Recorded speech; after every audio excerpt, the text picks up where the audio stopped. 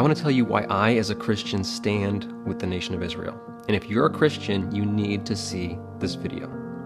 Number one, they're God's chosen people. Deuteronomy chapter 7 and verse 6 says, "For thou art a holy people unto the Lord thy God. The Lord thy God hath chosen thee to be a special people unto himself, above all the people that are on the face of the earth." The nation of Israel, the Jewish people, are God's chosen people. Number two, God's blessing is upon them. In Genesis chapter 12 and verse 1, "Now the Lord said unto Abram, Get thee out of thy country and out of thy kindred and from thy father's house unto a land that I will show thee." This is the land that was promised to the Jewish people, the descendants of Abraham, Isaac, and Jacob. And he says, "Get to a land that I will show thee, and I will make of thee a great nation, and I will bless thee and make thy name great, and thou shalt be a blessing." And listen to this, "And I will bless them that bless thee, and curse him that curseth thee. And in thee shall all families of the earth be blessed." This has never been abrogated. This has never been undone or taken away. God says, "I will bless those who bless your people." Speaking specifically of the promised seed through Isaac and Jacob. This has never changed and will never change. In Jeremiah chapter 31, verse 35, it says, "Thus saith the Lord, which giveth the sun for a light by day, and the ordinances of the moon and the stars for a light by night, which divideth the sea when the waves thereof roar. The Lord of hosts is his name. If those ordinances depart from before me, saith the Lord, then the seed of Israel shall also cease from being a nation before me forever. Thus saith the Lord, if the heaven above can be measured, and the foundations of the earth stretched out beneath, I will also cast off all of the seed of Israel for all that they have done, saith the Lord." They're God's people. This is never going to change. In fact, in the New Testament, in Romans 11:1, Paul says, "I say then, hath God cast away his people? God forbid, for I also am an Israelite of the seed of Abraham, of the tribe of Benjamin." And in verse 29, speaking about the Jewish people, Paul says, "For the gifts and calling of God are without repentance." God never took this back. They are still his chosen people. And as Christians, it's our duty and our privilege to love, support, and pray for the Jewish people.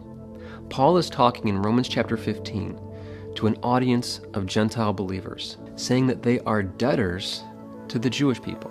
He says in verse 27, "For if the Gentiles have been made partakers of their spiritual things, their duty is also to minister unto them in carnal things," meaning physical things, temporal things. Biblically, it's our duty and honor as believers to support and pray for the Jewish people. Did you know that Israel's Jewish population is equal to about 1.4% of that of the population of the surrounding Arab nations? Israel's the size of New Jersey, and it's surrounded by vast swaths of Arab land, many of which nations were granted statehood through the same process and event that gave Israel its statehood in 1948. The beginning of Israel was not in 1948. Israel is the ancestral homeland of the Jewish people going back more than 3,000 years. And the archaeological evidence is everywhere in Israel. Israel actually had the Temple Mount, and they gave it to Jordan for the sake of peace. Israel had Gaza, but they gave it up for the sake of peace. At one point, Israel actually had the Sinai Peninsula, and they gave it up for the sake of peace.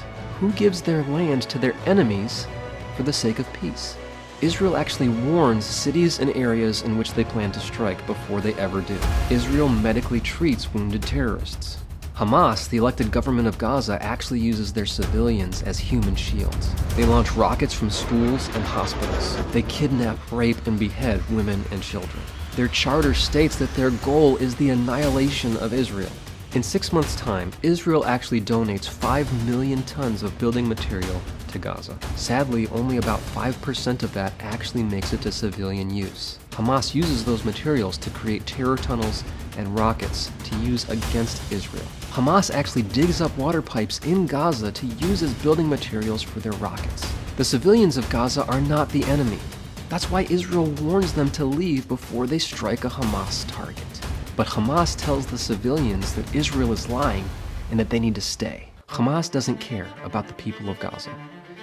Its only goal is the annihilation of the Jewish people. Satan is a liar.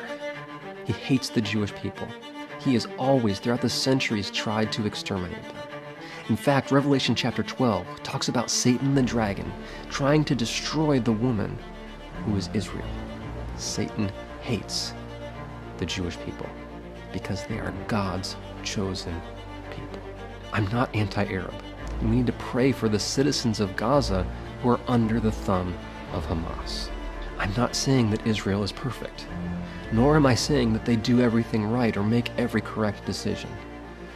But I am saying that as a Christian, I unashamedly and unapologetically stand with the nation of Israel and with the Jewish people. And if you're a Christian, so should you.